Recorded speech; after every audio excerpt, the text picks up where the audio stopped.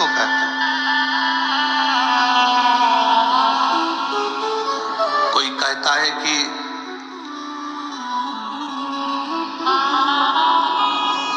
क्यों भटक रहे हो, क्यों जा रहे हो यहां वहां। हम कहते हैं तुम भटको भी मत, कहीं मत जाओ। तुम्हारे घर के नजदीक में जो शंकर का शिवालय हो, तुम्हारे घर के नजदीक में जो शंकर का मंदिर हो, शिव मंदिर हो, शिवालय हो, उस शिवालय में जाकर एक लोटा जल प्रतिदिन चढ़ाना प्रारंभ करो।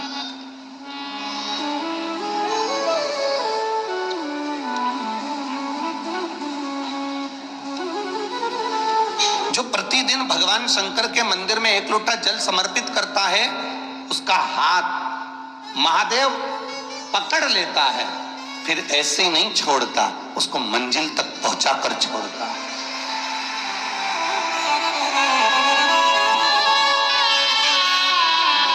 वो ऐसे ही नहीं छूट सकता।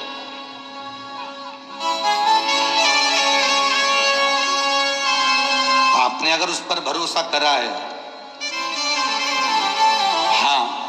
थोड़ा कष्ट हो सकता है, थोड़ी तकलीफें आ सकती है, थोड़ा दुख आ सकता है। जिंदगी में थोड़े थोड़े तकलीफें हर मनुष्य के जीवन में आती है। कोई संत, कोई साधु, कोई गुरु, कोई ब्राह्मण, कोई बहुत बहुत बड़ा महाराज भी अगर तुमको कह दे कि उसकी जिंदगी में दुख नहीं है, तो समझ लेना कि झूठ बोल रहा है।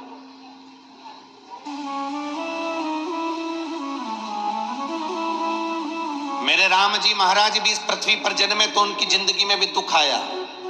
मेरे भगवान कृष्ण भी इस पृथ्वी पर जन्मे तो उनकी जिंदगी में भी दुख आया। माता जानकी भी इस पृथ्वी पर प्रगटी तो उनकी जिंदगी में भी दुख आया। राधा रानी भी इस पृथ्वी पर प्रगटी तो उनकी जिंदगी में भी दुख आया।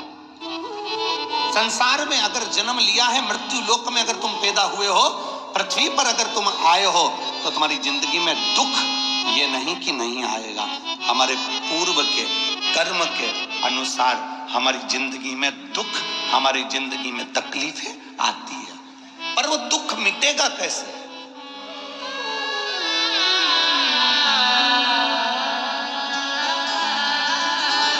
राम जी का दुख कैसे मिटा था?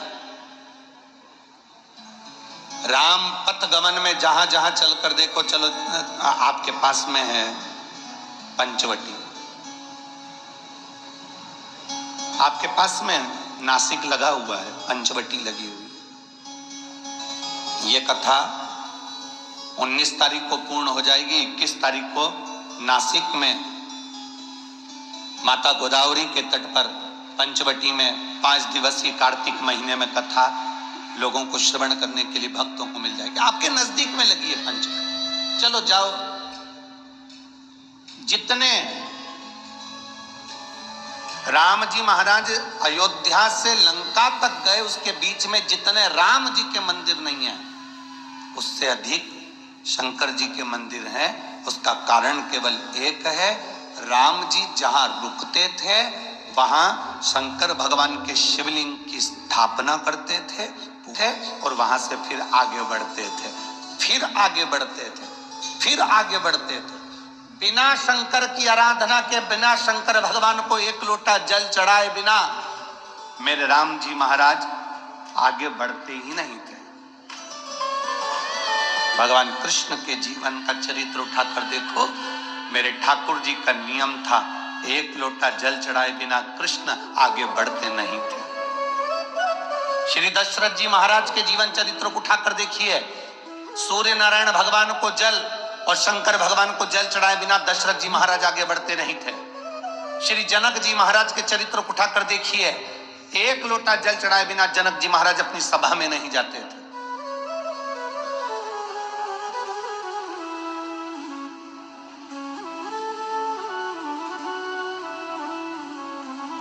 थोड़ी जिंदगी में तूफान आते हैं, कष्ट आते हैं, दर्द आता है, तकलीफें आती हैं, पर तूफान आता है तो पता चलता है ना कि मजबूती कितनी है। अभी पता चला